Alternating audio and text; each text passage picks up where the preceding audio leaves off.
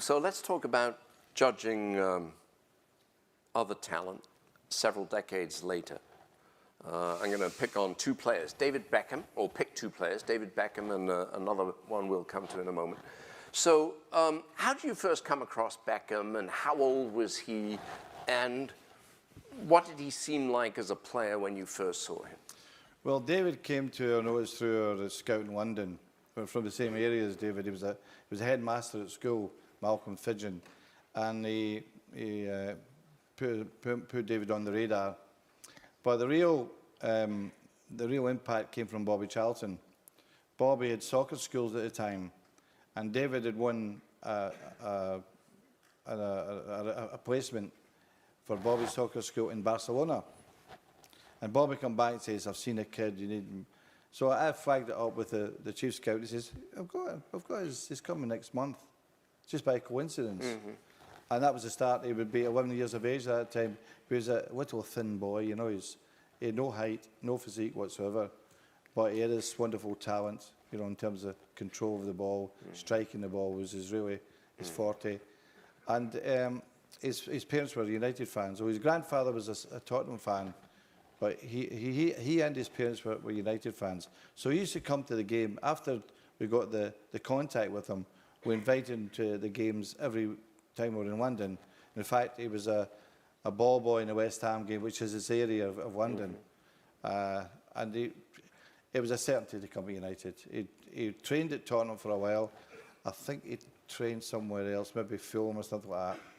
But he was always destined to come to United because he wanted to come to United. And in that class of 92, were the team to win the Youth Cup, David never got in the team until the semi-finals because he was just a little boy. Mm-hmm. Then, within months, 6 foot, still thin, no conformation in his body whatsoever, but no, he was just a skinny boy. But, and that group, and it's the same desires. Mm-hmm. The 7 or 8 of them. They talk about the ones that are well known, Giggs, Scholes, but the two Nevilles and David. But we had 2 other players would have been great players, but their careers were cut with bad injury. Mm-hmm. Chris Casper and Ben Thornley, they were outstanding. Mm-hmm. But they all practiced. Give a sense of how hard these guys worked. Well, the training would start 10 o'clock to 12 o'clock. They have their lunch. They would be out in the afternoon practicing all the time, or with the youth coach in terms of the general training.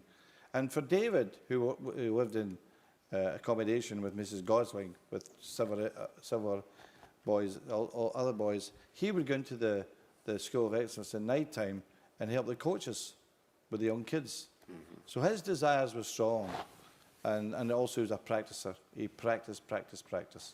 And I think that if the advice I give to any young kid is anyone can play a game of football, anyone, but practice makes you a real footballer. Mm-hmm. You see games on a Sunday, pub games, love a game of football. The real players have had a practice ethic about them. Mm-hmm. You know, you take I remember being at lunch in Glasgow many years ago, and Gary Player was the guest, your golfer. And they asked him that question, why do you keep practicing from the bunker? Because he was famous for going out of the bunker. He says, well, I know I'm going to be in the bunker one time in a game, maybe twice in a game, and I've got to put in a hole. Mm-hmm. That's why I practice and practice and practice. Mm-hmm. That's a great example mm-hmm. of what you have to do to be a top mm-hmm. player. Mm-hmm. And David and all these young lads at that time, and all the young kids at United practice well. Mm-hmm. Different well-known name, Cristiano Ronaldo. How old was he when you first came across him? 17 he was. And how did he first hit your radar screen? It was a great story because I had Carlos Queiroz as my assistant, and Carlos, of course, is a Portuguese. And he thought it would be a good idea for us to have an association, a relationship with the Sporting Lisbon, because he'd been there as a kid, and he was from Lisbon. And he set it up. And what we were doing then was sharing coaching. So we would send coaches over there, and they would send coaches to us. And Jim Ryan, who was head of our youth department at the time, youth scouting rather, he came back and says, well, I've seen a player. and he was playing centre forward in the youth team at the time, Cristiano Ronaldo. So I says to Carlos, I says, you know, would be a good idea if maybe we had a bigger relationship here. And he spoke to the president, and the deal was that we couldn't get him the next year, but we could get him 2 years from then. Then Carlos left me the next year. We had promised through the association with him, the relationship, we'd opened a new stadium. This is at Sporting Lisbon. Sporting, that's correct. And we flew from the States, from here, to Lisbon and played a game. And Cristiano's playing outside left against John O'Shea, and the poor souls, he's got tortured blood. Tell me honestly. He's absolutely annihilated. I'm up there, I'm going, John, get him against him. He says, I can't. So I get my kit manager, says, get up there to the director's box and get Peter Kenyon down right away at half time. So Peter Kenyon came down, I says, we're not leaving here. Peter Kenyon was the then chief executive of United. Time. Yeah. And says, we're not going to leaving here without that boy in the plane. So then we got a little room after the game with the president of Lisbon, his agent, his lawyer, and the boy. And I said, I want you to come back with us to Manchester. Now that's an acid test. If he doesn't want to come, you know he doesn't want to join you. He says, yeah, I'd love to come, but I want my mother here. So it's great. Next morning, his mother, his sister, his brother, the whole troop come out. And I said to him, I promise you one thing, you'll get the best education you can possibly get here, but you won't play every week. And he looked at him like that, you know, and he was impressed. He said, you know, he didn't expect that. I says, the Premier League is a very difficult league. And you may play substitute, sometimes you may play an odd game, you may play in the League Cup, which we do have a lot of young players. And but we said, but when do you get in the first team? Well, if you get to a level that's Manchester United, that can't stop you. You pick yourself. And he played his first game. He was sub in the first game of the season against Bolton. They came on at half-time. A crowd went absolutely mad on him. It was fantastic. The courage to take the ball. The right back of Bolton whacked him right in the first minute. He came on in the second half. He got him and says, give me the ball. You know, the great players have got this courage. Nothing will daunt them. They're not afraid of anything. And Cristiano had that. And how, when he first came to Manchester, I think he came with his mother and yeah, sister they all came stayed, up, right? yeah. How disciplined was he in his sort of daily ritual at that point? Well, it was the best practice that I've ever known. But he had these, what you call Latin American faults. You can get arrested for saying that in the state of California. And it's a simple fault which can be eradicated if the boys get the right desire and the discipline and listen to us. And he was diving as a young kid. And diving to try and get a penalty. Yeah, correct. Yeah. And the players were great with him.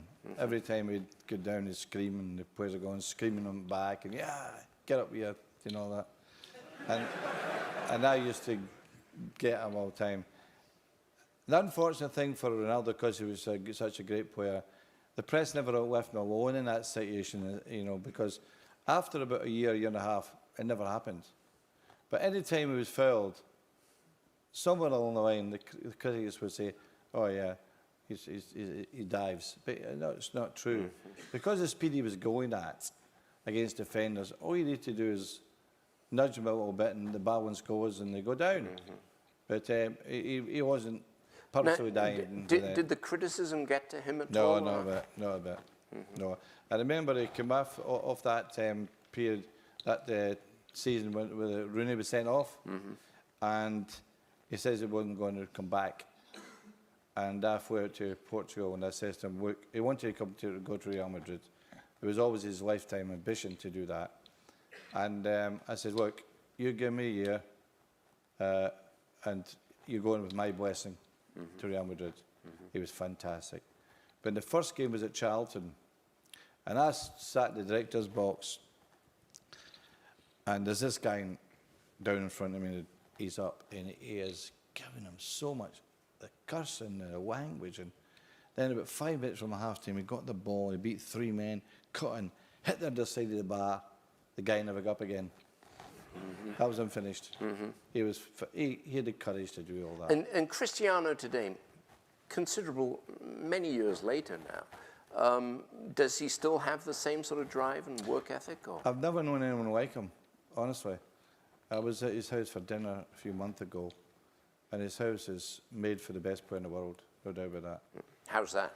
The gymnasium's probably about half the size of this. Well, a bit size here. He's got everything in it. He's got 2 pools. He's got a hot pool and a cold pool.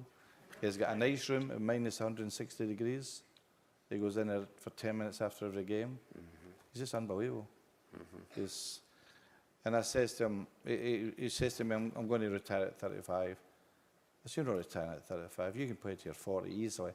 Ryan Giggs has played to his 41. He said, no, I'm doing that, and I'm working on making sure I'm 3 kilograms down on my best weight the last 5 years. Brilliant. Brilliant. Right. Amazing.